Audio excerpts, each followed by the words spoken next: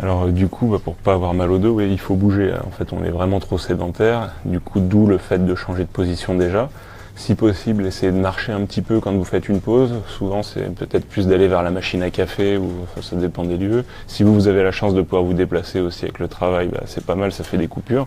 D'ailleurs, souvent, les gens qui doivent marcher dans la journée ou qui travaillent sur plusieurs endroits, à part s'ils sont vraiment trop pressés, stressés, ont tendance à avoir un peu moins mal au dos.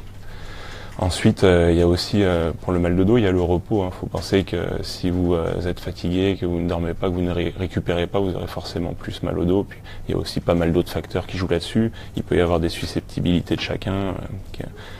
Là-dessus, si vraiment en fait c'est médical, s'il y a une pathologie, il faut se faire suivre. Il faut aller voir un médecin qui va vous dire si c'est important de vous réorienter vers un kiné ou vers quelqu'un d'autre, ou si au contraire vous pouvez bien appliquer ces exercices, etc. Donc des exercices, alors sur ce type d'exercice-là, il faut toujours faire attention par rapport à ce que les gens qui sont en fait sur votre poste de travail, qui sont à côté de vous pensent. Est-ce que, en gros, il ne faut pas que vous vous sentiez mal parce que vous ayez l'air ridicule, etc. Donc ça peut peut-être valoir le coup, si vous pouvez pas les faire sur l'open space, d'aller à la machine à café ou de bouger, d'attendre le midi, de les faire peut-être le matin ou le soir. Et on a vraiment des mouvements très basiques, en fait, le dos, les lombaires, et puis toute la colonne. Du coup, en fait, les lombaires, ça permet de faire des flexions, des extensions. Donc flexion, c'est en avant, extension, c'est en arrière. On a aussi des inclinaisons, c'est ça, c'est d'aller sur le côté, à gauche et à droite. Et on a des rotations, ces types de mouvements-là. Alors, c'est sûr que pour bien les travailler, ça vaut aussi le coup de les faire de temps en temps. Je ne sais pas si vous faites de la gym à la fin de la séance sur un tapis. C'est des exercices j'ai mis sur le Coinform, peut-être aussi sur le œuf. Faudrait vérifier, on mettra le lien plus tard. Et du coup, ce que vous pouvez faire au bureau, déjà tout simplement l'exo de base sans forcer, sans provoquer de douleur. Donc de cambrer, c'est-à-dire légèrement. Et surtout ne pas aller vite, en fait, contrôler ce que vous faites. Et ensuite, vous pouvez vous enrouler. Là, c'est pareil, si vous avez des douleurs de dos, faites attention. Ne serait-ce que comme ça, vous n'êtes pas obligé vraiment d'aller jusqu'en bas, etc. Et de faire quelques répétitions sans forcer, sans vous faire mal. Donc typiquement, ces mouvements-là, vous pouvez les faire doucement, en contrôlant.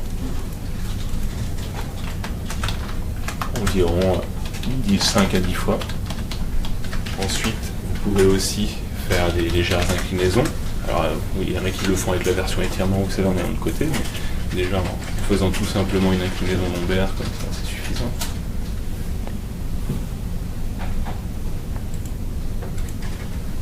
Et après, vous pouvez faire des petites rotations. Pour les rotations, c'est là que je préfère le mouvement au sol. On est sur le tapis et qu'on bouge vraiment les bras d'un côté et les jambes de l'autre.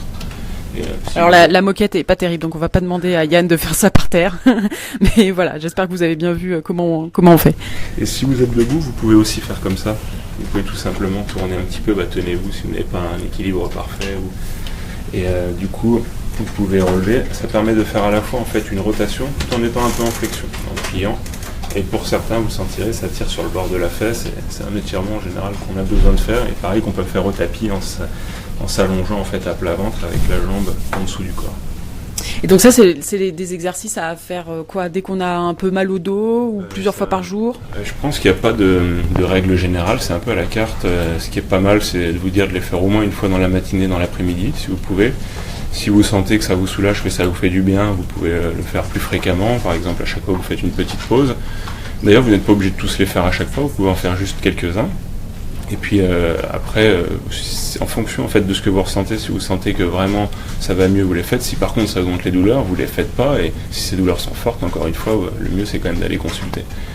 Sachant que vous pouvez aussi faire des petits exos basiques qui peut-être sont un peu moins visibles pour les collègues, etc. C'est de monter sur la pointe, sur les talons. Ça permet aussi de retonifier un peu les jambes, parce qu'on est souvent assis, pareil, souvent il fait assez chaud, donc on peut avoir tendance à avoir les jambes lourdes au travail. Des petits exos du coup qu'on appelle d'abduction de hanche, où vraiment on soulève en essayant de rester droit. Et puis on l'a vu, des flexions, et puis à la limite quelques petits squats si vous voulez aller plus loin. Mais pour aller plus loin, le mieux c'est quand même, soit si vous avez la chance d'avoir une salle de gym au boulot, d'aller là-bas, ou une salle de repos d'ailleurs peut-être, vous pouvez faire aussi. Ou sinon, c'est vraiment de faire un sport régulièrement qui aussi entretient les amplitudes articulaires.